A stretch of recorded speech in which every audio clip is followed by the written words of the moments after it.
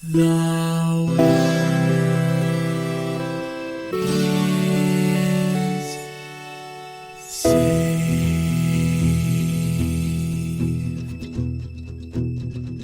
The living room's dark, save for light being cast from the big TV screen and the imminent sunrise that's teasing the once starry sky with whispers of morning. Hey, George. Hey, Lions. How's it going?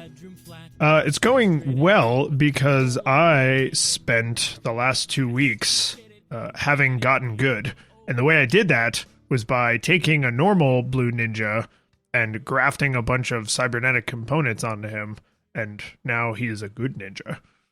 You see, judging by my playthrough, I actually would make the argument that there is X amount of good between the two of us, and somehow you siphoned the good away from me because I have spent the last 2 weeks getting not good, getting ungood, as it were. So yeah, now what I need to know is once the scales are shifted, how do I never allow them to shift back? that therein, as the bard would say, lies the rub. So what did we play? We played Ninja Gaiden 2016 or 2021 or whatever. 2077. Which 2077. I think is funny because there's all that stuff with, there's all that stuff with Cyberpunk though, and like, so yeah. I also when I was streaming, I called it Ninja Gaiden 2021, and I think I actually tricked a few people, which I sort of felt guilty about, and also was like, haha. Yep, we played Cyber Shadow, which we're gonna get into this. It's not Ninja Gaiden. It is not Ninja Gaiden. But that's not necessarily a good thing or a bad thing. But I do feel bad for people who will go into this game, like you, for example, not like me, but only like you, who would say like, oh, look, it's like a modern Ninja Gaiden, just like Shovel Knight is a modern DuckTales, or Link 2. So that actually brings me to my NEWstalgia experience for this, which is this is a game produced by Yacht Club Games, which is literally all of the information I needed to decide that I was probably going to play this. Yacht Club Games developed and produced Shovel Knight, that whole series. And then this game was developed by someone else, and they saw it and they were like, yes, please. And so they gave him money and some like developmental assistance, some connections with musicians and stuff, right? Like they threw their corporate weight behind it, the corporation of like 20 people. But that was enough to get me excited because it was like, these people know games and I trust them to only back something good. I don't normally have that kind of brand loyalty. So when I realized like, oh, I'm going to throw money at this literally just on the company it keeps, I was like, this is how some people do all of their shopping. So you investing on brand was off brand for you? Correct. Okay. Yeah, that's clear as mud. So my NEWstalgia experience for this was you saying, hey, you know what we should play? We should play Ninja Gaiden as a prelude to Cyber Shadow. And I said, yeah, sure. Ninja Gaiden is one that like is part of, like the pop culture. And I was like, we got to play this eventually. But then I've got this nice, awesome NEWstalgia game that will be like way more relaxing and way more fun and all this sort of stuff afterwards. So it was really jarring for me to have that Freaky Friday on me, like. Because I thought that I was going to play. So then when I played Ninja Gaiden and it was like a relative cakewalk, I was like, oh, I thought that I was going to have to eat my Brussels sprouts to get to this delicious chocolate cake. And then I ate the Brussels sprouts. I'm like, oh, these aren't Brussels sprouts. These are chocolate truffles. Fantastic. And then the cake was made out of Brussels sprouts. And again, because it's going to come up, is that I really struggled with this game. And so I've tried my best to be as scientific as I can about like my notes. I actually, I went and I did some research on this. I know. But I didn't like go to the internet to get other people's like opinions and stuff. Like I timed how long it took me to do things in the game. And then I went back to Ninja Gaiden and timed similar things so that way I could get like 2 different times. But I was like, this, we said like, Yeah.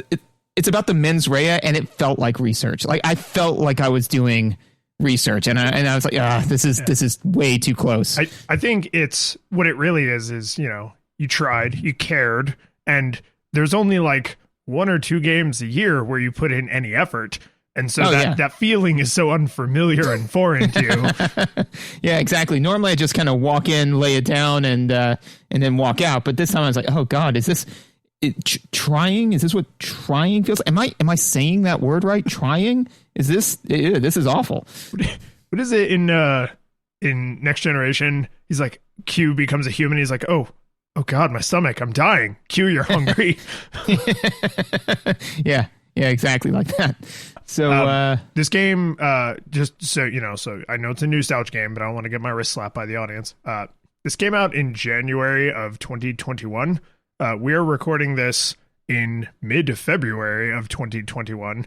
I don't go out of my way to do this kind of like, oh, let's play the game super close to its actual release date. But this is one of those games that I think I literally said to you, if you don't want to play this for nostalgia goggles, that won't change anything. I'm going to play this no matter what. So I knew like the second this game releases, I'm going to have it in my hands and hopefully enjoy it. So it's not only is this recent, but like I played the whole thing and then had to go back and like play a little more because there was a delay before we were going to record. So like I hit it hard. Yes. And so that brings us to shilling. Yeah, because shilling is always new and classic. It's an instant classic. So this game, I mentioned, you know, I streamed this on Twitch. Come on over and hang out on Twitch. Thank you for followers, people on the Twitters, people on the Patreons. We actually, one of our listeners just gave us a lovely shout out on his YouTube channel, which was super sweet of him. That kind of stuff, you know, we say it all the time, but it will always be true. The lovely things people say on iTunes review or Apple Podcast reviews, the, you know, cool things people talk about with us on Twitter and the kind of conversations I get to have on Twitch and stuff like that's it's all the joy. For the people who want the banana split to have a cherry on top, who show up and donate a little bit on Patreon if they can, they have the opportunity to get their name shouted out. So that brings us to thanking our 8-bit classic, Michael S., and our 2 16-bit heroes, Jacob K. and David S., who I insist is still not me wearing a mustache.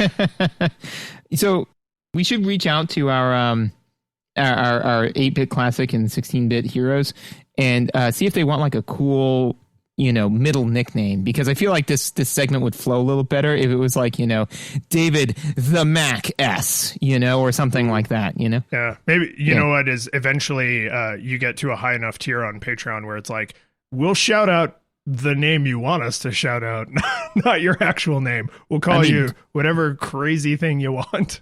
Yeah. I mean, you know, it's weird how, you know, especially with our generation, you know, like my handle Sifu_G was just one that I picked like when we took the Sifu test, and it was super important to me. It's still very important to me that that's a title, but at the same point in time, it's here we are 10, 12 years later, and still when somebody's like, hey, we need you to register his name, like Sifu_G, you know, that's just, if somebody asked, if I donated something and they said, hey, we want to shout you out, I'd be like, not George Wedge, it's Sifu_G. That's so.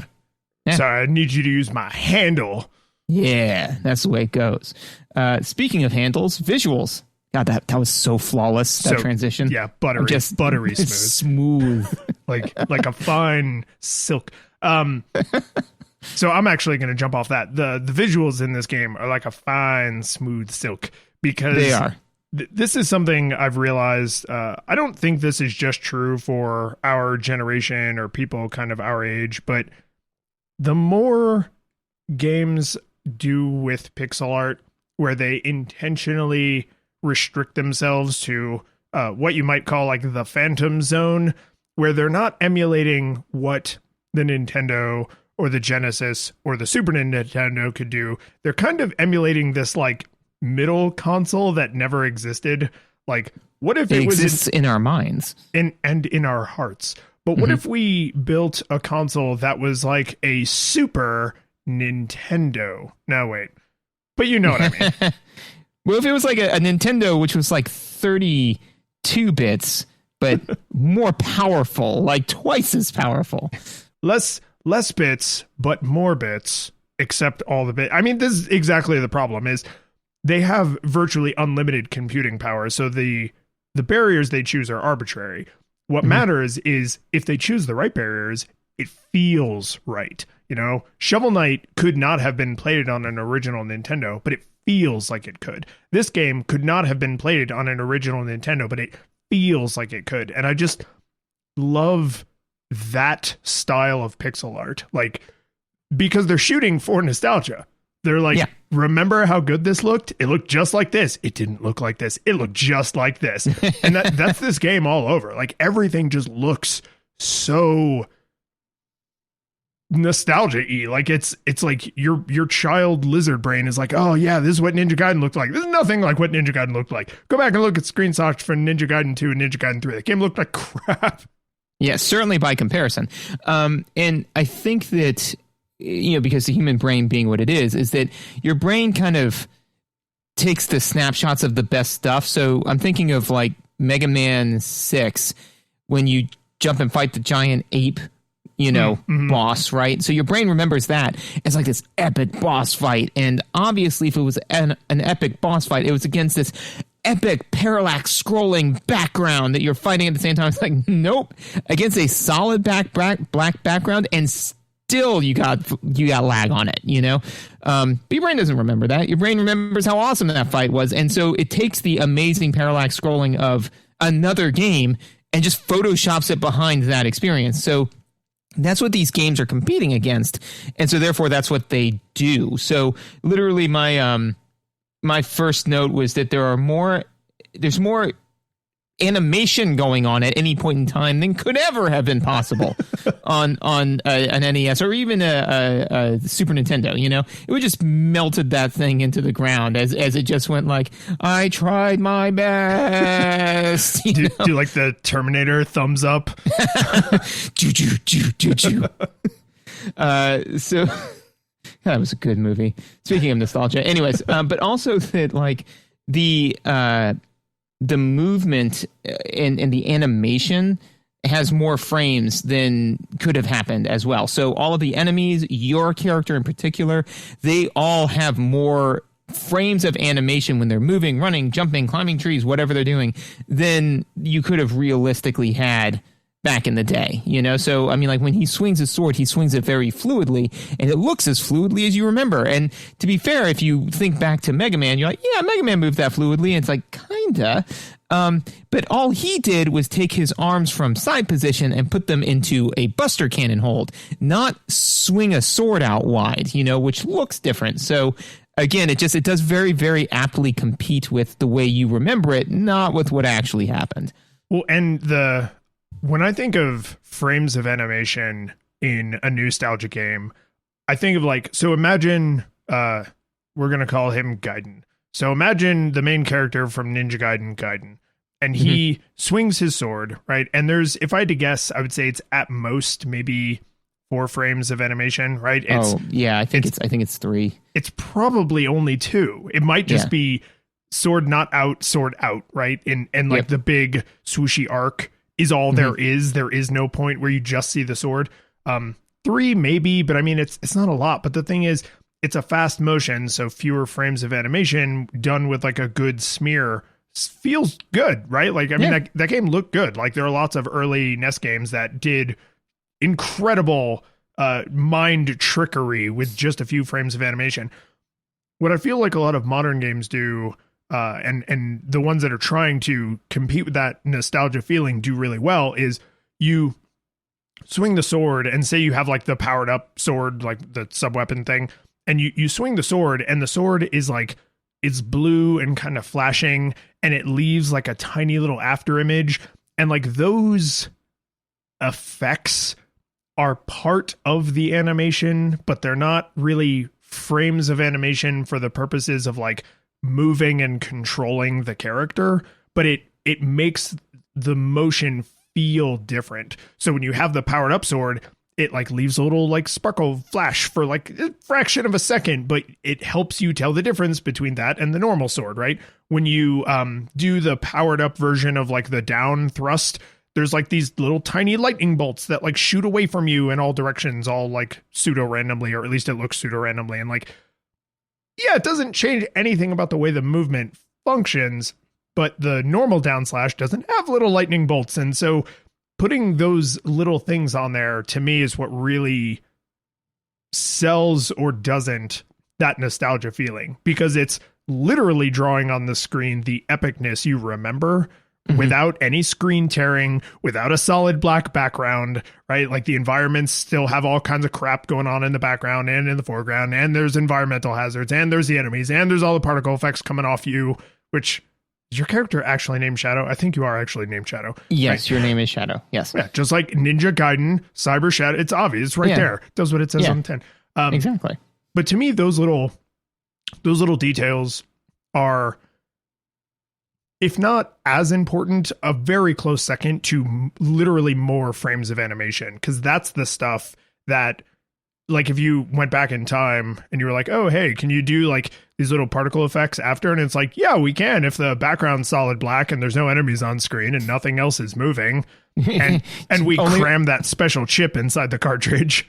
Only with a spherical cow in a vacuum. Yeah, pretty much. So like, I'm with you that the animations are, they're tasty, right? They're good, but it's because they have to compete with what you how epic you remember everything being. So visuals and surface of gameplay. One of the things that I felt, and I'm interested in your viewpoint on this, I did not feel that the enemies telegraphed well visually. And I have two key examples of this. One is at one point you're jumping around and there are some like mines, bombs, and you can kind of move around them, but to me, I'm like, oh, something flashing in my way. I'm going to kill it, right? And the first one that I killed shot shots up and down, right? So I run, and I hit the next one, and it shot me, and I was like, what happened? And then after hitting a few of them, I realized that there are single pixels that are lighting either horizontal or vertically that tell you which way it's going to shoot. Which once I realized that and internalized it, I very easily could see it. However, it was not blaring enough for me to say, oh, yes, this is what's going to happen. Again, I had to kind of be scientific about the way I was approaching it to be like, this can't be truly random. The other one is, I forget what stage it's in, but there's a floating robot that has kind of like a face shield and two turret guns that fires a blast of 3 bullets at you. They show up around like the halfway to 2/3 mark, and then you continue to deal with them. Correct. I could not figure out when it was going to fire its blasts, because originally I thought that it's because it has a face shield down mode and a face shield up mode, and I could not correlate those two things with what those two things meant, So originally I thought face comes up, he shoots at me, face goes down, I'm like, okay, so when his face goes up, I need to be aware that within the next second he's going to fire a shot. But those two things don't correlate. I'm guessing that maybe it has something to do with how many hits it takes to dispatch him, but I don't know. But there was definitely a visual that I could not key in.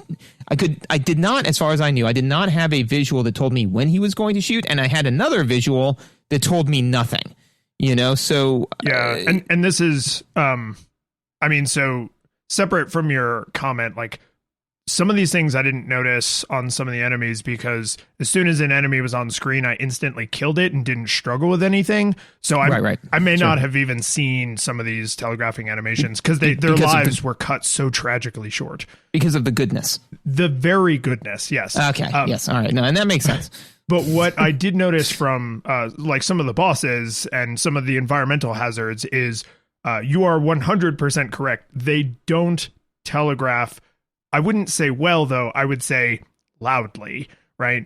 Which you said, like, they didn't telegraph well. And then later you were like, it's not a very like, oh, hey, I'm about to do a thing. And I don't know that I have one set of feelings about this, because when I just want to kick back and unwind, I really don't want the game to demand my attention, right? But when I want to, like, forearms on the knees, like leaned over, like totally ruining your back, like face into the screen where you're trying to really get immersed deep into the game world, then you feel super triumphant when you're like, haha, there's a single pixel that flashes, yellow, orange, red. And that's when the thing is about to explode. And then I do like a super cool dash and, put on my sunglasses, because cool guys don't look at explosions. Like I really enjoy that feeling when I am in the mood for that feeling. So if you have an entire game that's like this game is, where it's like, oh no, we will communicate everything you need to know to you, but it is on you to pay attention. For me, the best example of that is in did you get to the snake dragon boss fight? Yep. Yeah. So I mean, not exaggerating, that probably took me between 10 and 25 tries. There's a save point or a checkpoint thing like right outside, so you could just keep throwing your head against that. And I was fighting it, and I kept getting hit like when he comes shooting up out of the water, because he comes shooting up way too fast, but there are bubbles. Yep. And I didn't notice the bubbles on my own. Someone in chat on Twitch was just like, oh, hey, there's like little bubbles. And I was like, God damn it. Right? Because exactly like you said, once you know what you're looking for, no problem, right? Oh, there they are, bubbles, plain as day. It's not like they're hard to see. They're not flickering. It's not like the graphics engine is overloaded, so sometimes they come up slow and then you get hit because of hitbox tearing away from the actual visual. Like, there's none of that, right? None of those issues from the old consoles. So it's very strict and it's very hard, but it is very fair. I'm just not always in the mood for that. Some people are never in the mood for that, but I'm with you that they don't telegraph loudly, but I did feel like the game consistently telegraphs. It's just often like, oh, come on. Like, I was supposed to notice that on the first try. Agreed. Two things on that. One is, yes, I agree with that note. Two, the way that I would say to combat that, which I think like Dead Cells did really well, which is a difficulty setting, which we'll get into in mechanics this game does not have. Or at least I really looked for it. Really like quit out of the game mid boss fight and went looking for it. For it. I mean, when you're struggling as much as you were, you're like, come on, an accessibility setting, something. Yeah, something to just let me slow the game down to 90% normal speed. But like what Dead Cells did was they had similar stuff where, you had to really pay attention and then so the way that you can combat that is that if you get got, to narrow the cycle time that you have to deal with. But that being said, it's not everybody wants a super tight cycle time because they want that on the edge feeling of, if I fail, I lose this time. So what Dead Cells did with their stuff was they just made the checkpoints. They literally, the main thing of the difficulty setting is they remove checkpoints and make the checkpoints less beneficial, So if you had more checkpoints, I'd be like, oh, okay, like that's a thing. But then when the cycle time is such that it is, that can become more frustrating. But we'll talk more about cycle time later. The other one where, again, I don't really know whether this would be on visuals, on game design, or on level design, but there was one that, again, to me, like this is kind of a telegraph to where there was a pit that you drop down. And this is way past the checkpoint. This is closer to the next checkpoint than it is to the first. To where if you literally at the bottom of the pit, you land, right? You cannot see the bottom of the pit when you jump, but against the side of the wall is spikes.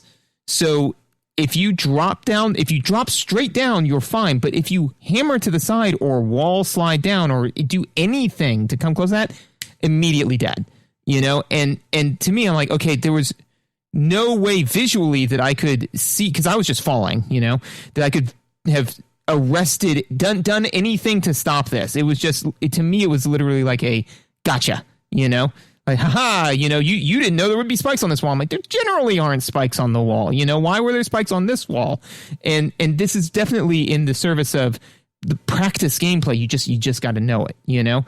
But then I found the placement a little bit too far away for how far back it punted me. The reason why I'm mentioning it in visuals is because I did not feel there was any way visually I could have improvised my way around that. That was a pure practice place, you know? So yeah, there are, because I think it is right to think of this as a level design, like visuals kind of issue, because there were a couple times where I got sometimes just took damage, other times to my death, and was like, should I have known that? Because I would say easily 80 to 90% of the time, if I got, I was like, oh, that was my fault, right? Like I could see what the enemy was about to do and I just didn't react well, or I did something foolish, or I didn't execute properly or whatever. But I didn't feel like the very feeling you just said, that kind of like, like you died, now you know, right? There were a couple of times, I wish I had specific examples for this, but there were a couple of times where I remember thinking, oh, is that how they're teaching me that this is a thing? Like by killing me or by like making me take huge amount of damage? And I don't know if that's actually true or not. So I can't critique it in this specific instance. When a game does that, I think it sucks, right? Like it really drove me nuts in the original Little Big Planet that they reward you for finishing a level with 0 deaths. But in the first level, they make you commit suicide to teach you that that is a tool you have access to, which means it is really unlikely you're going to finish the first level of Little Big Planet on your first playthrough and get the no deaths like trophy. But that's on purpose. It's like, oh, look, you didn't get this trophy because you died once. You died once because we made you kill yourself. Now go back and play the level again. By the way, playing the level again is a thing you can do. Did you know that? Now you do, right? So like with character death, like that's, I don't really like when games go to that well as a teaching tool very often. And in that circumstance, even though it's this like bright, colorful children's game, I was still like, Don't do that. I'm an adult who's good at video games. Like I beat Cyber Shadow. Like don't make me kill myself with your crappy level design, right? So like there's this, like I get why some games go there. What I don't know for sure is, did Cyber Shadow do any like, there's nothing you could have done about that unless you had already played this before? Possibly, right? I'm not sure that they did, but if they did, they're wrong to have done it, because I think that that's crappy design. Like, unless you put me in a circumstance where it's like pseudo scripted, where you know for sure I will have full health when I enter this spot. And so I'm going to get hit and there's no way I can avoid it, but it's impossible for it to have killed me because you've guaranteed that I'll have full health. And then you give me health again right after. Like those kinds of things don't bother me too much, but player death feels, or character death. Well, player death would all, please don't kill me. Like, yes, like, especially as a teaching tool. Yeah. I either of those I feel are pretty unacceptable. What did you learn? I've got, so in each section, and this is a good time to preface this, because we've talked about this a little bit off air, which is this is a Mega Man game. This is not a Ninja Gaiden game. This is a Mega Man game. So it's I think it has more in common with Mega Man X. It's a Mega Man game. Mega Man X and modern Castlevania than it does with Ninja Gaiden. Agreed. But we're going to dig into that because I have some thoughts. We certainly will. But in each, at least in visuals and in gameplay, I've got a little mini lightning round of this is a Mega Man game. So outside of my mini lightning round, I've only got really one other note for visuals, which is that this was interesting to me, because this was something that I know that you hated with Ninja Gaiden, but that I think we kind of came to was kind of necessary, which was the enemy spawning despawning thing, right? Yeah. Because the idea is that the fact that the enemies appear right when they have to enforces the rhythm. It forces you to hit it in a certain way. This game does not do that. This game, once the enemy spawns, it's on the screen. And the interesting thing, I felt that so that in and of itself takes away from the rhythm game nature that was Ninja Gaiden, and way closer to a Mega Man, right? It's because once an enemy spawns, unless you literally are hitting it fast and furious every second, like doing it correctly all the time, you can't very easily reset the stage to hit all of those, hit your marks again, right? The screen being huge also feeds into that problem, because Ninja Gaiden was on a small screen, and the sprite was larger. So literally the amount of space for the enemies to be in was smaller. Whereas the avatar is actually smaller. So the stage is even bigger. So the chances of you spawning an enemy that now causes them to go out of sync with the stage because they are now spawned and targeting you and moving around, is actually way, way, way higher, which I thought was kind of interesting, because I was like, oh, well, this is normally you think, bigger screen, I can see more stuff. And you absolutely can. And that's beneficial. But that means that more enemies can spawn on, and you can't, because they don't despawn, you don't have as much control over the rhythm of it, which drifts it closer to a Castlevania or to a Mega Man. Yeah, and I'll have more to say about that when we get to mechanics. The last thing I'll say before I let you do your lightning round is I was really impressed with how varied the different chapters are, but how cohesive they still manage to feel. Because you're on, if I understood the story correctly, you're on this island, which is why you're like kind of cut off from the rest of society. There was a bad person did a bad thing and murder housed everyone. And you're ninja. If I remember correctly, that it was that you're, that there were a bunch of Reploids, and then a bad person did a bad thing and turned them all into Mavericks. And you, being the one lone Reploid, had to go hunt all the said Mavericks until you destroyed the Maverick who was creating all of them. Is that about accurate? Yes, except the one really big twist that I think I'll remember forever is you have to actually collect all of the parts of Dracula, thinking that that's how you destroy him. And so you actually end up you resurrect the Maverick known as Dracula, and then you're the one who has to defeat him at the end, which I thought was just a phenomenal twist. Because ultimately, what is a man but a horrible pile of secrets? Miserable little pile of secrets. Oh, I was close. I was real close. Get out of my office. Levels. So I think they did an incredible job of making the world feel varied, but still believable that all of these places coexist, right? Because if you think about some of the games you love, the levels are these beautiful little vignettes that make no damn sense together. And that's fine, right? I love Mega Man games, but one level has nothing to do with the next level. And they wear that proudly. You're going to a place where this boss is, and that's why you're in the themed area for that boss. Yeah. But there's no connective tissue. No, you're going to Blast Man's stage or Acid Man's stage. That they do what they say on the tin. And to your point, even Mario levels, it's hard for me sometimes to turn off the science brain of okay, so just for the record, I was in a desert level, and then immediately went 10 feet to the right, and I'm in the Arctic. So, and the desert level is a hot desert. It's not like an Arctic desert, right? So I'm like, the gale force winds that must be constantly buffeting these two areas must be, there should be wind level, cloud I would have accepted cloud level in between those two levels, because then it would have made sense, right? Yeah. But yeah, to your point is that none of that makes any sense. You could create a perpetual energy turbine by just putting a wind turbine right in there, and then all of a sudden Bowser doesn't have to kidnap Peach anymore, and there's no class warfare or anything like that, because there's literally infinite power now.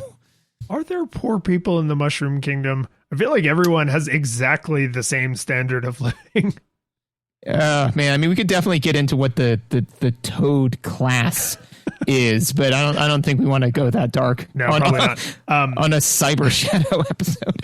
But I wanted to mention this because this game has a kind of like the map in Dr. Wily's castle, right? Like when you go chapter to chapter, it's like dots connected by lines, right? You don't literally physically walk place to place the way you do in like Symphony of the Night, right? Where it's one giant level and you just literally walk everywhere, right? So the fact that it feels very believable that like this factory and this underground vegetative alien mutant nightmare are somehow like in the same city, and I believe that they're in the same city because there's similar stuff in the background when it makes sense, and there's similar building materials used when that makes sense, and there's some transitional building materials used at the beginning and end of stages so that they feel connected, even though you don't generally just physically walk place to place, although you kind of can. The game sort of disincentivizes you from doing that, which again is like, oh, so you made the world feel cohesive because it was the right thing to do, not because you had to do it. And so I was like, oh, this is nice because it has that sort of, you know, Metroidvania one massive level feel, even though it's not, and they didn't have to do that, but it's more immersive. Yeah, no, I agreed on that front. So it is time for the Mega Man Lightning Round of visuals. Explosions. Okay, so number one, as we mentioned, the entire plot behind this is the Maverick revolt against the Reploids. So therefore, all of the visuals are all robots all the times, just like in Mega Man. You know, like, I mean, a lot of these robots could just be one-to-one Mega Man robots too. You literally get a charge blaster, like a blaster shot, you know, and not only does that thing charge and look like it charges up exactly like Mega Man's would, but also the blast that you fire is kind of a one-to-one to Mega Man's upgraded blast in Mega Man X, in the fact that there's a single bolt and then the double helix around it. Also, the health packs are almost, in my opinion, a one-to-one pull, in that it one's red and one's white, but it's basically a bright solid middle and two like more solid parentheses on the background around an oblong shaped health pellet. Just one's red and one's white. So you had actually messaged me in chat when we first started playing this, and you were like, hey, what about those Mega Man health pellets? And I do agree with you that they pretty damn near obviously drew inspiration directly from that visual. What I think was smart of them to do is the Mega Man health pellet. I think if you saw like a drawn, like if the concept artist like drew it out on paper, it's a thing like a glass or like a polycarbonate container, like with energy inside. And you kind of get that impression because there's like the darker lines and then like the glowy part, right? Whereas in Cyber Shadow, the whole thing, I think it's not essence. Essence is the money. It's something else. Let's call it source. It's mana, right? Whatever. Like it looks like a glowy blob, not like a container that has glowy blob inside. And that is, I mean, that's a milk versus malk difference. Like the whole point is that your brain doesn't really notice that difference and it feels like a Mega Man health pellet. But I did think like, oh, they didn't phone that in. It's clearly inspired by, but they didn't just hot swap the colors and just be like, oh. Yeah, no, I don't think that they ripped it off per se. But I mean, like when I was saying like, oh, this is a Mega Man game. So I was playing it and I turned to Mega and I'm like, this is a Mega Man game.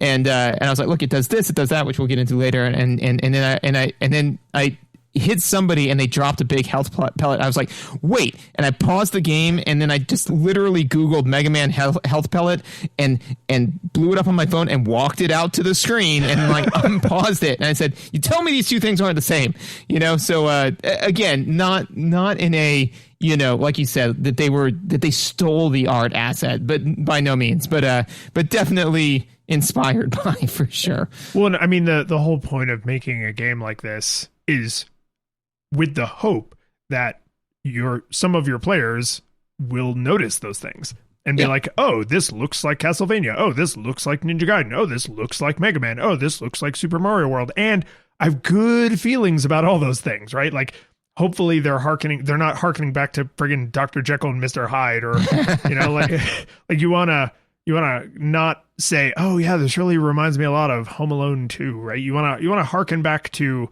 the nostalgia parts. Anyway, we should probably talk about sound at some point.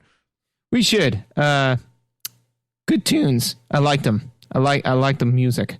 Very good tunes. Good tune skis. And I was pretty satisfied with like environmental sound effects. I felt like the visual cues were pretty muted for you're about to get got. But the audio cues are actually more helpful in that arena in some cases, especially for like certain kinds of environmental hazards where it's like, oh, there's this little thing and it's going to pop and it's going to hit me. Or this thing doesn't really look that threatening, but it's making a threatening noise. And so I'm going to leave it alone or shoot it from a distance or something. And so there's pretty good just environmental cues that you couldn't, again, really get away with because, as everyone has heard me complain about infinity times, the Nintendo and the Genesis and Super Nintendo had a really limited capacity for how many beeps and boops they could make at the same time. So to do all of those environmental cues on top of the delicious tune skis is wonderful because it means I don't have to give up delicious tune skis to know I'm about to get shot in the back of the head from an enemy that's off screen or whatever. Agreed. And I have some more to say about that, but one thing I want to mention before I forget is that so not only is the music really, really good, I really enjoyed it. This is where some of my research comes in, is I queued up Ninja Gaiden, and you know me with my troglodyte ears, so this was definitely, you know, me trying to understand how an abacus works as I'm scrawling cave paintings in my wall. But is that the music for Cyber Shadow is substantially slower than the music for Ninja Gaiden. So basically what I did was I listened to Ninja Gaiden and just tapped out, you know, and I tried to and failed to translate that to beats per minute, right? You know, but basically one of the things that we said about Ninja Gaiden was that it did that for two reasons. One is because you're supposed to be going fast, got to be going fast all the time. So it sets the pace of the player because it's very, very fast music, and it prevents the ducking out issue because you're slashing your sword. So it's not, your brain is just kind of overriding that. So this game not suffering from that problem, and in my opinion, it's trying to make the point is that it's not supposed to be quite as fast. Is again the music sets the heartbeat and the pace of the player, and it's not substantial, like it's not like wildly slower in the sense of, you know, one's a slow moving aria and the other one's, you know, whatever that song was on Rock Band where you had to use the double pedals. Oh jeez. Yeah, any death metal song where they're like, it helps to plug in a second pedal, and it's like, what? Yeah. Wait, you need a third foot pedal. Wait, what? Yeah, so get Jim the intern and have him just kind of so I thought that was interesting, which was that, like I said, on the whole, Ninja Gaiden's music was faster than this, which I again thinks sets the pacing of the game. That being said, though, I completely agree with you that the sound effects really do inform gameplay, specifically with like things that could be happening off screen, especially because if an enemy appears and you run off screen, that enemy still exists, but so do their sound effects. Yes. You know? Yeah, they don't just bamf out of the universe, and they don't take away the information you need to be successful for the fact that they have not bamfed out of the universe. Correct. Yeah, so even though you can't see them anymore, if they're firing shots, you'll hear them fire the shots, so then you can expect for shots to be coming off screen in the not too distant future. So you're saying shots fired? Yes. Yeah. Shots fired. So I'm going to go ahead and just throw this in there now, just in case you were planning to say this later. I'll look smart. And I'll look like the copycat. That's right. So there's a lot of Mega Man-y things about this. One of the things that's not Mega Man-y about it is the pace of the music. I would say, generally speaking, this game has more atmospheric music. There are some upbeat tunes, right? The boss music is more, you know, go defeat the enemies kind of thing. But generally, most of the music is not the, you know, double bass pedal, blood pumping that you're supposed to feel when you play Ninja Gaiden. And when we were reviewing Ninja Gaiden, we said, this is fast Castlevania. And I think what is possibly happening here, and the music supports this is medium-paced Castlevania, right? This is not as fast as Ninja Gaiden, but it's also not as, like, empowering as a Mega Man. And the Mega Man music is fairly fast-paced, but it's also, like, bright and happy, whereas the Ninja Gaiden music is like go, go, go, go, go, go, go, go, go, go, go, right? And Castlevania music is very gloomy and atmospheric. And then later they started going to like rock and lots of orchestral stuff, but there's lots of gloomy atmospheric music. And this to me felt closer to gloomy and atmospheric than you would think from like the preview trailers, right? The preview trailers make it look like, you're a ninja cyber hero, but it's actually more kind of ominous world, caving in around you, and you're the last hope for the Maverick Reploids, whatever. Reploids are the good guys. You're the last hope for the good Reploids. And that I thought was like, it's interesting how much the pace of the music and the tone of the music can, kind of direct you on the triangle of Castlevania, Mega Man, and Ninja Gaiden, which apparently like exists as a spectrum. Yeah, I think that you kind of hit it on the head where, and I don't have the research to back this up, thank God. But is I think the ambiance is very similar to like Symphony of the Night, which is arguably medium-paced Castlevania, even though it is in and of itself a Castlevania, so it is definitionally paced as a Castlevania. But if we're comparing to Castlevania the Castlevania and Castlevania Symphony of the Night is medium-paced Castlevania, as is this game. So I think that, and I think the somberness of the world is very similar, where it's just one is technologically post-apocalyptic somber, and the other one is magic post-apocalyptic somber. But it's still the same kind of the aesthetic may be a little bit different visually, but the feeling is the same, which is the all hope is lost, and this is apropos of nothing. So would an evil Maverick be a Reploid? Because the Mavericks would think that people that are not doing what they think is correct would be evil. So Mavericks are evil Reploids, and evil Mavericks are Reploids. Are we talking about the nature of good and evil as perceived by a society of video game robots? Yes.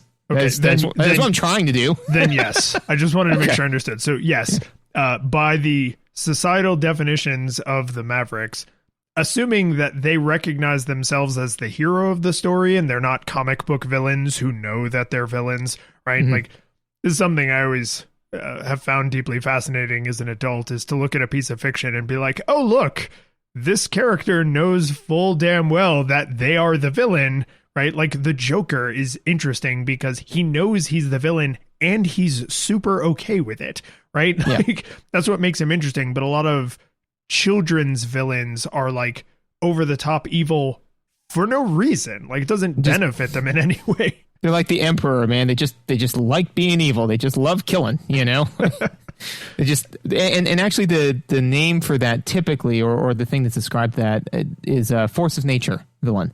One where like there's not really a lot of motivation, a lot of backstory, anything driving them except for this thing, so the Joker is a force of nature villain. He's chaos, and so, and that's one of the things that, God, we've gone so far afield, so I'll bring it back here in a second. But one of the things I really love about the characterization of him in The Dark Knight is when he says like do you want to know how I got these scars? And so he gives you that little snippet of his backstory, or so you think, and then he changes it.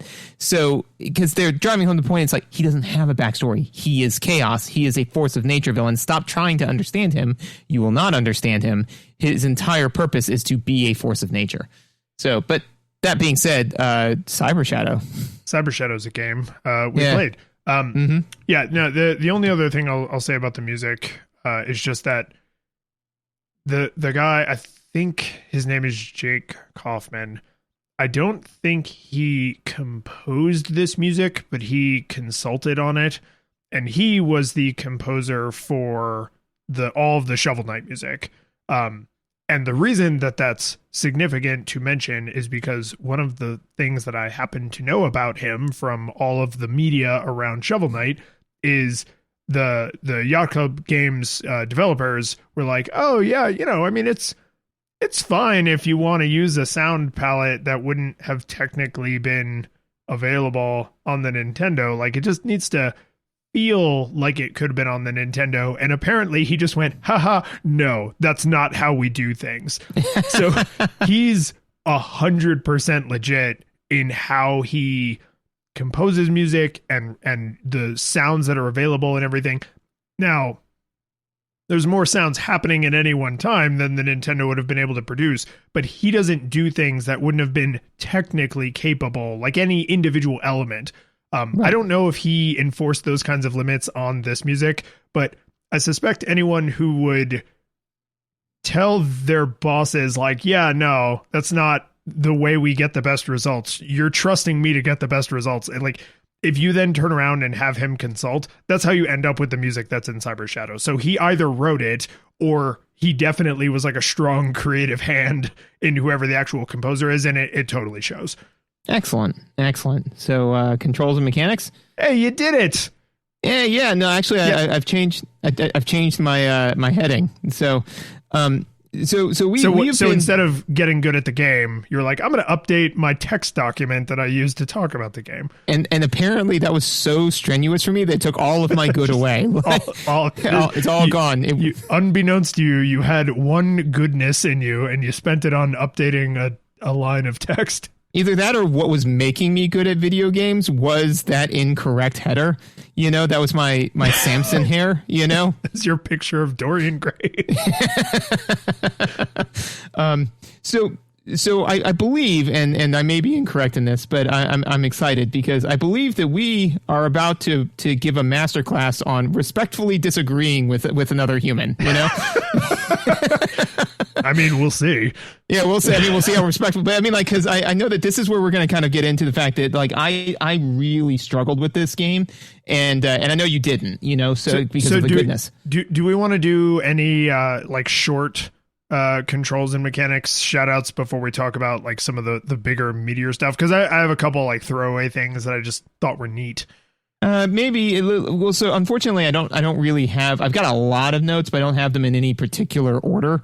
So I don't have them pinned by big meaty topic versus like throwaway note. That's fair. So I have a couple throwaway ones that I'll just get out of the way here. This game can be played on a 2-button controller, just like Shovel Knight can, which helps lend to that kind of nostalgic feeling. The other buttons can be mapped to things, but you can play the entire game with just 2-button controller, which I think is cool. I noticed that this game, like Ninja Gaiden and unlike Mega Man, all of your sub-weapons, your extra abilities you unlock, whatever you might call them, they all drain from a single pool of hearts, right? Mm-hmm. Whereas, which is how, Ninja Gaiden and Castlevania do it. But Mega Man, each weapon has its own ammo. And I was like, I've actually never really thought about how that changes the way you move through the world, because I love the throwing stars, but I'm not going to abuse them, because then when I want to do the big flamey upward slash, I won't have it because I'll have burned all my hearts, right? So like it sort of changes how much access you feel like you actually have to your special powers. And then the one other thing is, I don't know if you notice this because you didn't get very far, but this game has like optional Metroidvania components. And I was like, maybe that's the kind of Metroidvania George likes. One that he can just ignore completely. So it does have Metroidvania components. Okay, so I did spend that time both listening and reorganizing my notes a little bit. So now I can go ahead and do my Mega Man lightning round here, because they're mostly just kind of throwaway stuff. And so to your point, wait, hang on. Mega Man lightning round.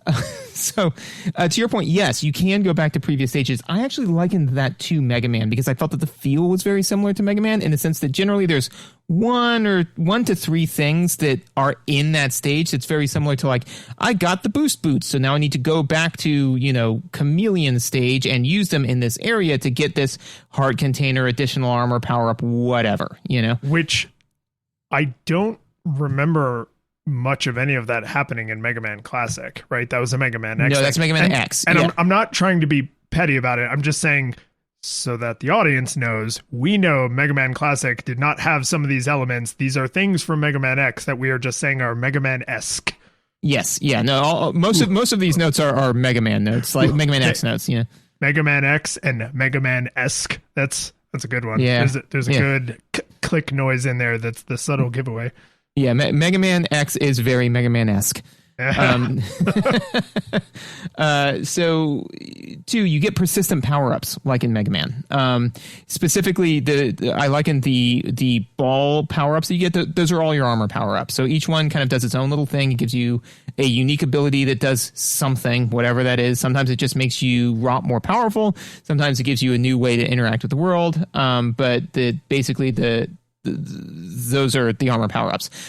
You gain more health over time, like in Mega Man. Basically, there's heart power-up containers. There's heart containers that you're almost certain to run across, like in Mega Man, and some that you got to go looking for, like in Mega Man. This is actually where I had the note even has the plot of Mega Man, but we've already touched on that. You collect all those Dracula parts. Yeah, exactly. Right.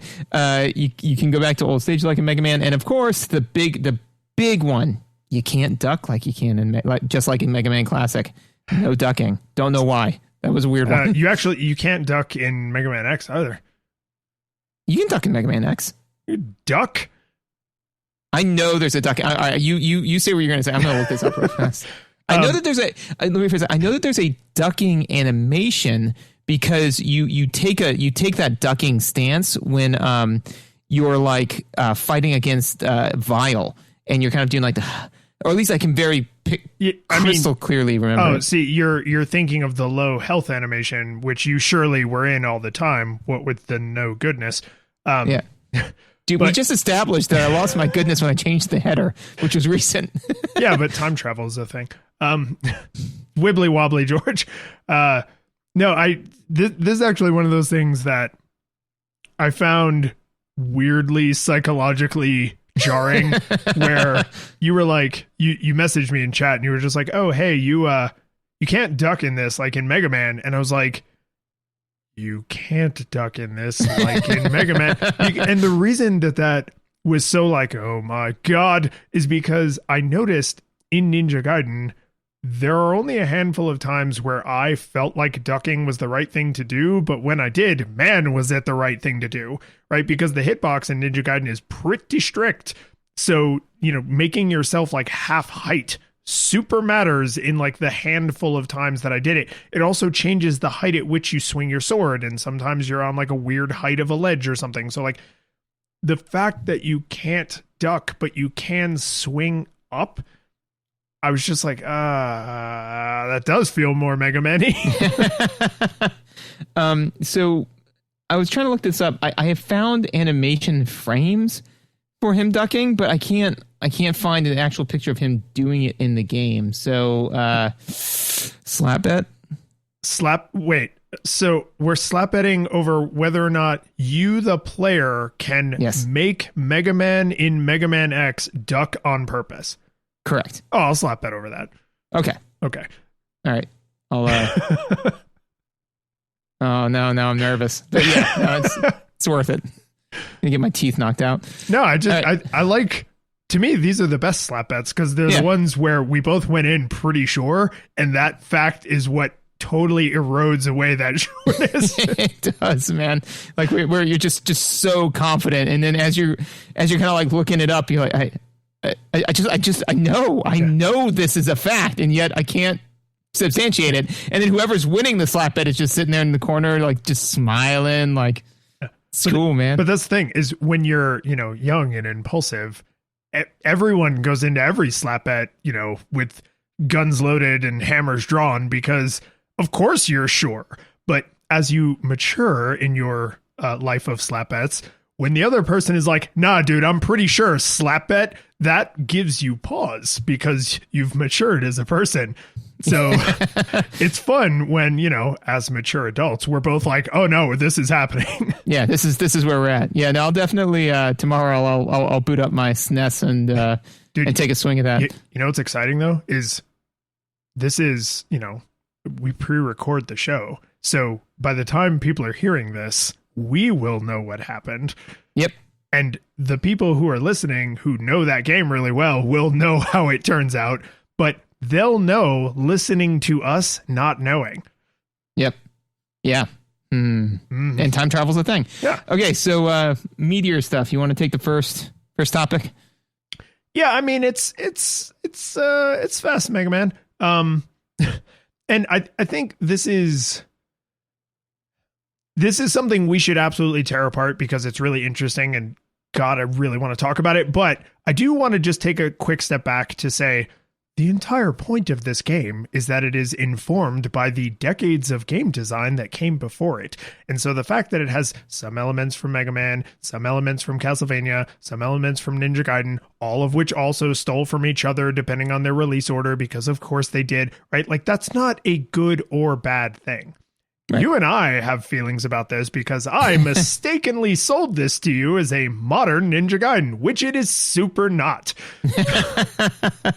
Yeah, it's emphatically not. That being said, it's and again, because Ninja Gaiden is a rhythm game, as we kind of established in our other podcast.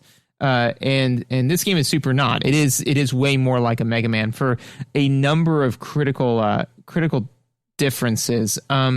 One of the things that so in this area, I do liken it back to Ninja Gaiden a number of times, but I wanted to, because Ninja Gaiden is particularly thought of as a punishing game, and I think that the main difference and something that we've established in the past between a punishing game and a hard game is cycle time. Which is what we're going to put on my tombstone, right? So I figure I can just take this one just right off the bat. Well, let's talk about the cycle time, right? So the way that they mitigate cycle time in this game is with checkpoints, and the checkpoints you pay to activate something. So generally speaking, they will all recover your health, but if you want to get the special item, which you always want the special item, you have to pay for it. If you want to restore your SP, which I rarely did actually, because I wanted to make sure I always had enough money to get the special item, you can activate that as well.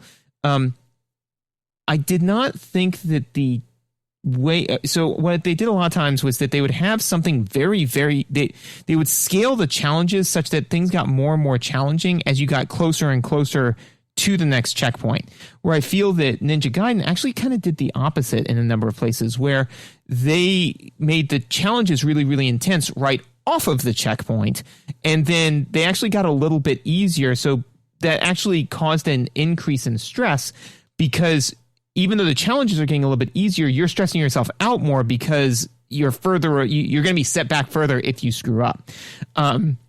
Whereas in this game, I know that there was one time in particular where I had gotten, 10 seconds away from the checkpoint, ate it, fine, 20 seconds, 30 seconds. But then I finally was getting about like a minute and a half away. And then literally I got to an area where it was just spikes everywhere. And I was like, exactly where you mean.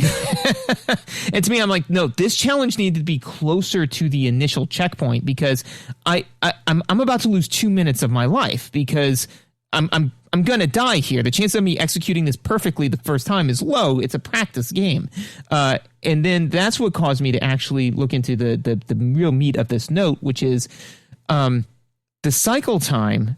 Obviously, it runs the gamut. But after I had played an area a number of times, I was starting to get frustrated, but I had internalized it to some degree.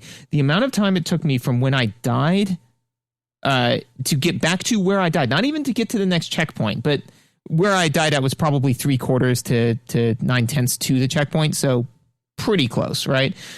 Giving the benefit of the doubt. So it took me about 2.5 minutes to get from the checkpoint basically to another checkpoint, right? So arguably the cycle time is between 2.5 to 3 minutes, right?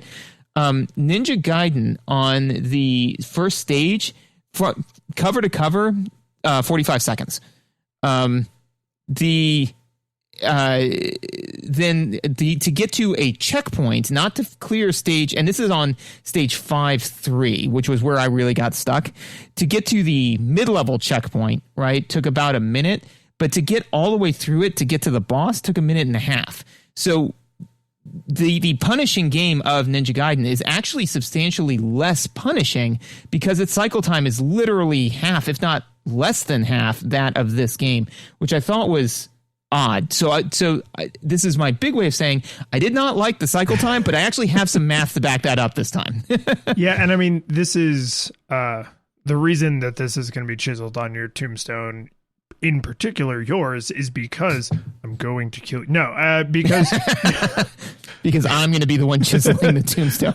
Because this is very much a player preference, right? Some people would rather say, okay, I want this longer challenge and I have to do the whole challenge, or I want a bunch of micro challenges, right? So the quintessential example of George's cycle time is always going to be Celeste until somehow there's a game faster than that, right? Because it's rare in that game, at least in the first half of the game, where the screen even scrolls, and every single screen is a natural checkpoint. So until you get to parts of the game where the screen even scrolls, every checkpoint is, you can see the whole challenge. The whole challenge is right in front of you. And then, pretty soon you start getting to a screen and a half, 2 screens, maybe 3 screens, but it's very seldom that they're like, oh no, you got to do 100 things correctly or you're done. Because remember, no health in that game, right? So the failure spectrum there isn't a failure spectrum. So right. Especially in the later challenges where you have to go feather to feather to feather to feather, literally a single mistake and you're done. So that's, one incredible extreme. Ninja Gaiden is way on kind of the other extreme where it's no, we're going to make you do a bunch of stuff right, but we're going to keep it in a minute range, right? If you screw up, we're going to screw you out of about 30 to 45 seconds of your time. I feel like Cyber Shadow, and honestly, most games go for something a little longer. They're no, we want you to have good execution for an extended period of time, but there's a fairly broad failure spectrum. So if you lose those 2 minutes, that's kind of on you, buddy. Or if you took 4 or 5 minutes because you were really slowly plodding through this section and then you face plant and instant kill spikes, you shouldn't have did that, right? And this is a very specific design philosophy that completely changes the feeling of the game. I've never played another game that felt quite like Celeste because I don't play super punishing, super challenging platformers, which is what that game is. So I know there are other games that have that kind of instantaneous cycle time, but I don't typically seek them out. And that feeling has stuck with me forever, right? Whereas you remember, because Ninja Gaiden is a rhythm game, you remember when we would have some friends over and they'd be like, oh, let's play Rock Band. We're yeah, we're always willing to play Rock Band. And then they would pick a 9-minute song. Yep. The first song they would want to play would be Boston. And you're can I warm my fingers up first? This is we're going to have to break for lunch in the middle of this song. And that's, to me, way too far on the other extreme where it's don't ask me to perform with 100% accuracy for 9 real Earth minutes and a single mistake kicks me all the way back. Of course, a single mistake in Rock Band doesn't kick you all the way back, but the failure spectrum has to get bigger the wider the space between those checkpoints is. For you, that space can never be narrow enough.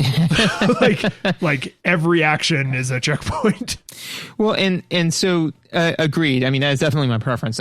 I do think that then being careful with how you're modulating those checkpoints. So to harken it back to Mega Man, right, is that one of the main things that Mega Man does, I feel differently in this game, is that health is way more abundant in Mega Man. In that enemies way more, right? So, which actually, therefore, even though you probably have initially, because with Mega Man, you've got the little dash lines, but there's, I don't think, anything that does 8 dash lines worth of damage, nothing deals 1 hit point. I got 89 hit points, but nothing deals 1 hit point of damage, So you probably have initially the same number of hits that you do in Cyber Shadow, but you've got a whole bunch of enemies that tend to drop health. So therefore, you actually have a much larger health bar, effectively, right? Not the case here. So I would argue then that the failure spectrum is narrower in Cyber Shadow. So to the point that you made, the narrower the failure spectrum, the narrower the cycle time, right? So in Celeste, the failure spectrum is 0, so the cycle time is 0. For this one, I did not feel, and again, this is mostly because of my lack of goodness, I did not feel that the narrowness of the failure spectrum matched the cycle time. I felt that the failure spectrum was too narrow for the cycle time. And that being said, is that the way that I think that you would normally combat something like that would be with a difficulty or accessibility setting, which this game lacked. And that's where I feel that, to me, I kept being like, okay, well, if not A, then B. Okay, if not B, then C. If not C, then D. But to me, like, then the thing is, if we say, okay, for you, the failure spectrum was adequate to cycle time. For me, it was inadequate, right? And if you compare it to Mega Man also didn't have a difficulty setting, but the game was itself way easier, like to the point where pretty much, I mean, if an 8-year-old can play it, right, then any adult can play it, So that game was more so based off of like being able to, getting through the stage was not the challenge. Being able to get through it in an awesome way was the challenge, right? But in this one, just getting through the stage was an ordeal for a 35. Because if I'm struggling with it, I mean, again, not being good, but if I'm struggling with it, I mean, I literally participate in a video games podcast. Like I've got hundreds of, if not thousands of hours logged on video games, right? So if I'm struggling with it, then the game is probably not easy, right? So I feel that that's a good place for a difficulty setting, because if you say like, you know what, even if it's like, this isn't how I want to experience the game. Even Celeste said, this is the way we want you to experience the game, but we want the most people to experience the game possible. Here's another way to experience it. So the lack of a difficulty setting, to me, like that's the last line of defense of like, okay, so lacking that, I feel more confident saying that the failure spectrum is unacceptable to the cycle time because you don't give me the option to change that. So normally I'm 100% on the side of access to games, right? Accessibility in the modern sense, where there are things you can tweak to make the game playable to someone who might otherwise not have it be playable at all. And there are things you can tweak to make the game enjoyable to someone who could play the game but may not enjoy it. Like I'm on the side of more access, please. Now, that being said, I don't completely disagree with single difficulty games that are also very hard, because if the art is well made, then that is a creator or a creative team that said, this is the thing we want to make, and we are not willing to compromise on that vision, and we understand that the trade-off is reducing the pool of people who could possibly play this game. I don't want that to be how most games are made, because sometimes I'm a Cyber Shadow and sometimes I'm a Ninja Gaiden, right? Sometimes I've got my goodness and sometimes I don't. So it's nice when I don't feel like I'm being turned away at the door, where the game is like, oh, you're not very good, go away, please. Because I don't always want it to be like a death march to try and finish the game. But I do understand why Mario doesn't have difficulty settings, why Mega Man doesn't have difficulty settings, why this game doesn't have difficulty settings, because the designer said, this is the experience we want to make. And there may be some things in there to modulate, like you can backtrack and get extra health, right? And that modulates the difficulty a little bit, but not the accessibility wonderland that like The Last of Us Part 2 is, where everything is tweakable. Things you wouldn't even imagine unless you need those accessibility settings are tweakable. I'm playing another modern game right now that's like got insane accessibility settings, and thank God, because I don't really want to play that game. I'm just interested in the story, so I have turned those things way up. But I will say I can at least empathize with someone, or a group of creators who's like, no, yeah, we know that this is not for everyone, but this is the thing we wanted to make, and if it's not for you, we're not judging you, but we are okay that it's not for you. So you and I, George, we agree accessibility and broad access should be the default. Like, don't exclude people for no damn reason just because you're being an exclusionary ass. But when people make that choice thoughtfully and they're like, yeah, this game's hard and that's going to keep some people from playing it, or this game requires a certain amount of auditory sense or visual sense or ambulatory sense. Like, that's okay. That's fine. But don't do that thoughtlessly. Sure. And I think that, and because I'm kind of going through my notes, and I've got a couple of other things, but to just kind of put my kind of 2 cents on the back end of that is I definitely think that games can do that. I think though that, like, for example, because obviously I'm going to keep banging the drum of Celeste, right? Celeste is very much so like that, because Celeste is actually trying to explore the feeling of frustration. Like, they want you to feel those feelings, and they're very clear about that because it's an accessibility option, And so I think that there are ways to make the game more accessible for people who are saying like for myself, even, they say like, look, I get that you may be wanting to make me feel a certain way or behave a certain way or just get a certain amount of good. But I've now thrown 3 hours at this, and I have to get further through this game to do a review on it. Like, I'm no longer playing the game for the art's sake. Like, I need to do another thing with this. Please, game. They're going to know how bad I am. Or alternatively, if I said like, hey, you know what? This game does have an amazing story, or is has very honed mechanics or XYZ. And I want my son to be able to enjoy that, So therefore, I need a setting such that he can still get that same experience, but not, wait 20 years until he's got to the goodness, So I do think that and again, it could have just been a money issue too, where they didn't have the money to put into some of the, like, in order to create accessibility options such that it doesn't ruin the game. They may not have had time for that, or the money for it, the budget for it. I mean, which is entirely fine. But that being said, is I do think that that from my seat, having an artist say, this is my art, enjoy it as I deem fit, is like having an author say, if you say, I really empathize with this character for this reason, having the author say, nope, you're dumb, See, and that's that mens rea. That's the branching point between, I made this thing this way, and I hope that you can enjoy it, but I do not judge you if you don't enjoy it the way I enjoy it. And you understood my poetry wrong, therefore you are bad at poetry. And that example did not come from nowhere. I literally had that argument with a graduate assistant when I was in college. Cool. Who asked my opinion on a piece of poetry that we read in class, and I gave an honest answer that was probably ill-informed, but I did my best to answer his question. And he literally was like, no, that's not what this poem is about. And I was like, but it's all, this poem in particular is all like metaphor, and there's nothing literal in this poem. How can you say that my interpretation of it is wrong? And it was like, 'cause it is. I was like, oh, cool. That's okay. I'm probably not going to put a lot of my energy into this course now.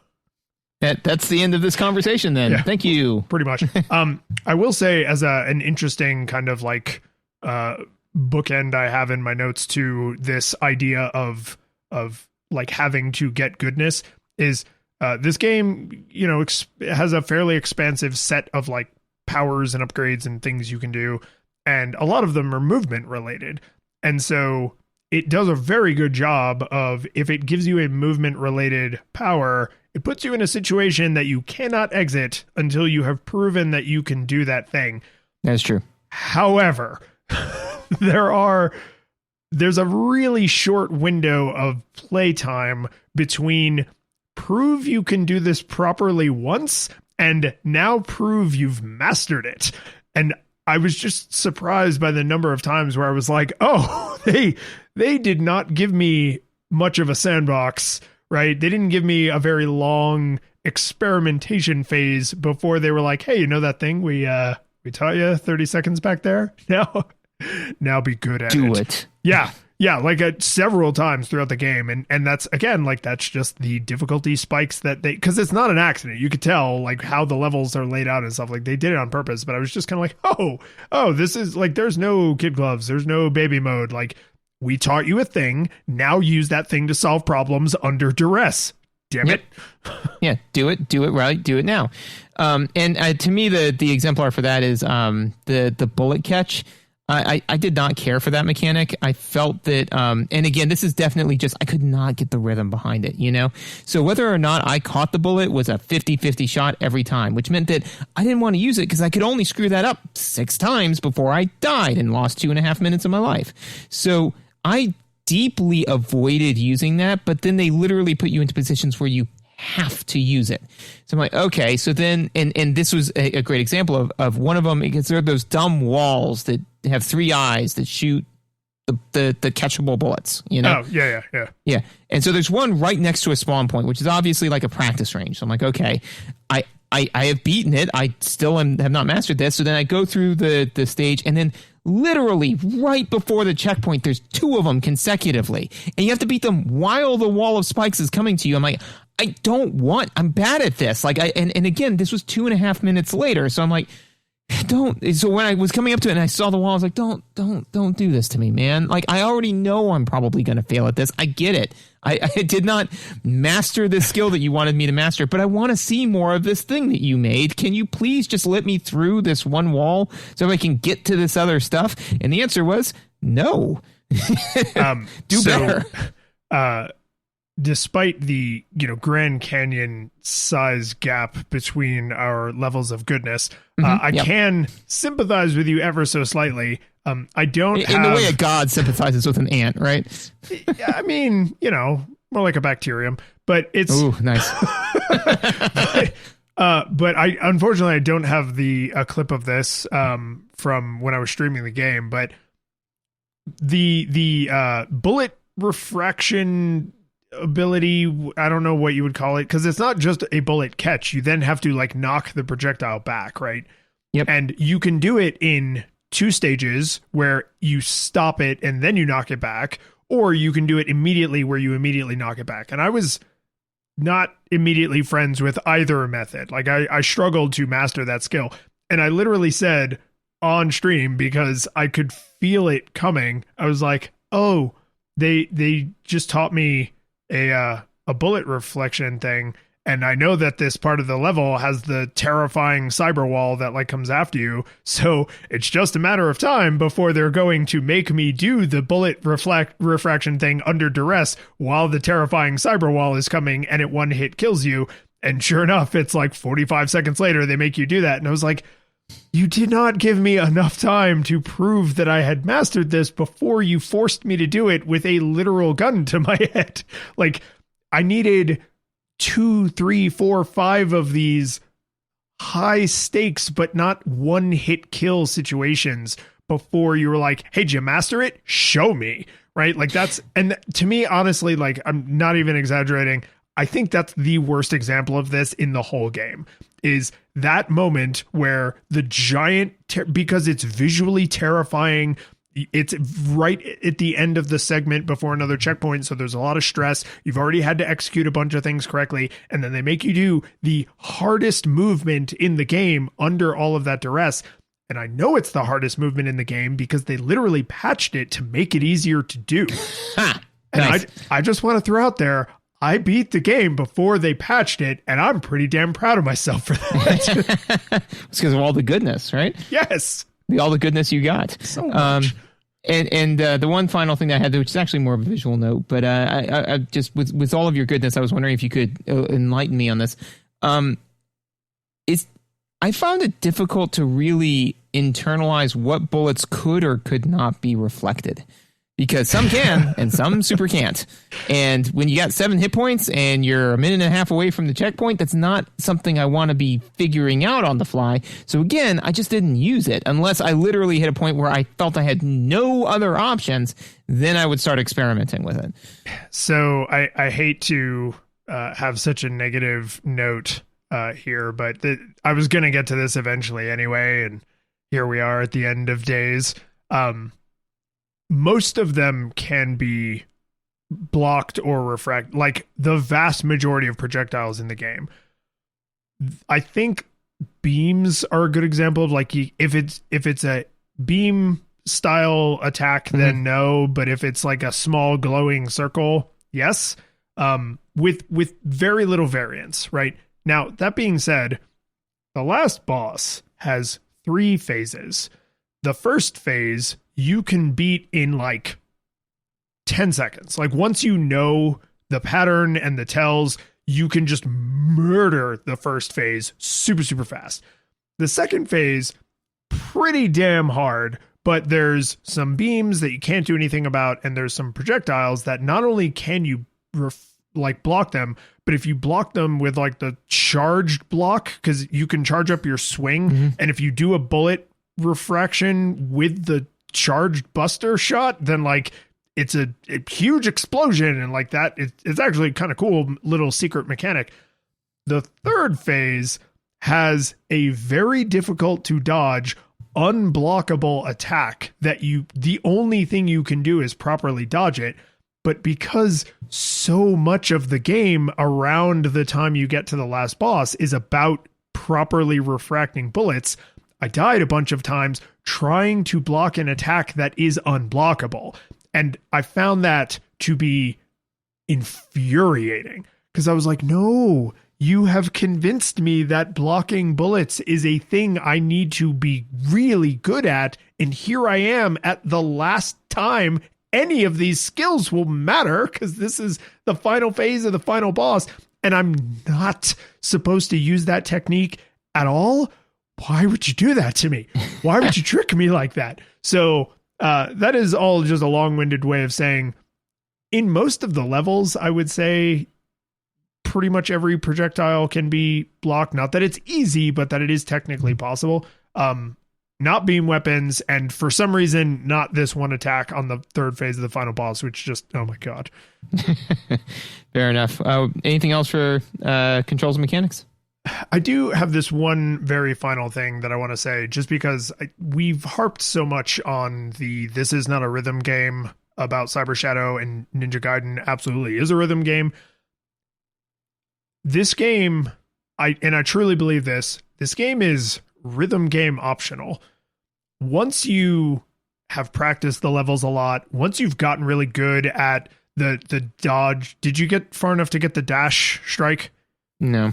So you get a dash where not only can you dash and then strike, you cover a pretty sizable amount of distance, and you can link them, and you're invincible while you're dashing. So you can dash through projectiles and then kill this dude, and then use that to dash to another one and then kill him. And if you do it right, you can gain a little bit of height. And when you step back, you see that some of the levels are designed so that you can approach them in a very Castlevania cautious way, or in a very Mega Man use all of your superpowers to solve the problem way, or in a Ninja Gaiden way. And so I just thought it was a clever way to pay homage to this game mechanic that most people think is very unfun and punishing. Is like, hey, if you want to play Cyber Shadow this way, we're right there with you. We have laid out the levels, and we have laid out the enemies, and we have given you the tool set to be a wicked fast cyber ninja in the post-apocalypse hunting down mavericks. But that's not the only way to solve problems. And I think even though that reality created a pretty negative play experience for you, which is a bummer, I do think it's kind of a triumph of game design to say, this isn't a Castlevania or a Mega Man or a Ninja Gaiden. It's all of them. You got to pick one. But that's risky and hard, and it runs the risk of causing the exact problem you experienced, which is you wanted it to be one thing all the time, and it's only that thing sometimes, and only in certain circumstances, and only after you've gotten certain powers, and only if you really know to look for it. And it's like people who try and sync up, like was it Dark Side of the Moon with the Wizard of Oz? Right. Yeah. It's like, yeah, you can go chase that down and make them line up, but like that's not the intended experience, and it's certainly not the obvious one. Right. Absolutely. So, with all that said, man, did it learn from past experiences? It's certainly inspired by them. I'm going to say no NEWstalgia goggles required. A huge part of that is because of my incredible goodness and how easy pretty much all of it was for me. But I think, a lot of the NEWstalgia games we've played, it almost feels trite to say like this game couldn't exist without its predecessors. But I think what makes this game different from a lot of the NEWstalgia games we've played is this game is not trying to be an obvious modernization of a classic. It's trying to draw experience from several classics and combine them into something kind of new and exciting. The problem is you gotta pick an aesthetic, and it happens to be wearing the costume of a very specific aesthetic that it doesn't really share most of its DNA with. So right. As a game, like as a piece of art, as someone who was good at it, like I had no problem with this. I would recommend this to anyone, with just the tiny asterisk of it's not modern Ninja Gaiden, right? It's a really good game. It's fun. It's got great tune skis. The visuals are incredible. I didn't even talk about how utterly banana pants the last boss looks and how that's like the one time in the game where they're like, now you need to be Ninja Gaiden, like move fast and stab things. But it's not Ninja Gaiden. So if you look at it and you're like, hey, that looks like a Ninja Gaiden, it's not, and you will not have a good time. But I think as a piece of art, no nostalgia goggles required if you're good. Yeah, if you're good, and even if somebody's streaming on Twitch and it says Ninja Gaiden 2021, like don't listen. Like it's not that. For me, I think it's maybe the first game that I've done this with. I'm gonna give it a nostalgia monocle. I think that to me the triad, the way, because like I said, I really wanted to make sure I was on sure footing when I came across this, which is one, the cycle time being substantially longer than Ninja Gaiden, or more in line with like a Mega Man, with the narrower failure spectrum and the lack of accessibility options. Those three things concurrently, I think, to me, the nostalgia monocle is kind of like saying, this game is actually really more aligned with a NES game, but did it learn from the pitfalls of the NES games, the Super Nintendo games, and then fix them? I feel that it repeated some of those errors where literally there's a barrier of entry to this game that if you're not good, which I clearly wasn't, then it will not be enjoyable. I will say that there were a number of times when Megan actually took a picture of me where I was just kind of glossy-eyed, and she was like, what's wrong? And I was like, honestly, I don't trust this game to not let me pour 2 minutes into this and then kill me unexpectedly, again, because of my lack of goodness. That being said, is what I feel so unsafe with my inability to play video games well. Exactly, right. But the one thing I will say though is that I believe that this is the first time with a nostalgia game that we've played where we've actually differed on our opinion on it. So I will ask for people who are listening to go out, get the game, and see which side of the fence you fall on, because I'm not saying that for sure that I'm right or that the Alliance is right. But what I am saying is that this game is certainly worth, if you're thinking like, oh, I'm not sure if I should play this or not, I think it's worth a play if for no other reason than if you don't like it, try to figure out why, because I do think that it's worth the analysis and it's worth picking apart. Yeah. And if you like being good at video games, it's hard. And you can try to be like me and be good at it. But man, you can keep giving me crap like you give me all episode long, but I'm just going to cut all this out, right? I'm just going to edit it all out. Wait, you're going to I produce the episodes. Oh. The curtain falls. The music plays. The credits roll, then it all fades to black. And you're left by yourself. The fanfare is gone. There's no player 2 there by your side to share victories won. But as you slowly progress down the hall to your bed, a few great events leak back into your head from the time that you spent traversing the land, battling evil, fighting the darkness, just sword in hand. Your memories creep in with the edge of a smile. You realize again what you lost for a while. You're gonna think back much less on how you saved the day than on all the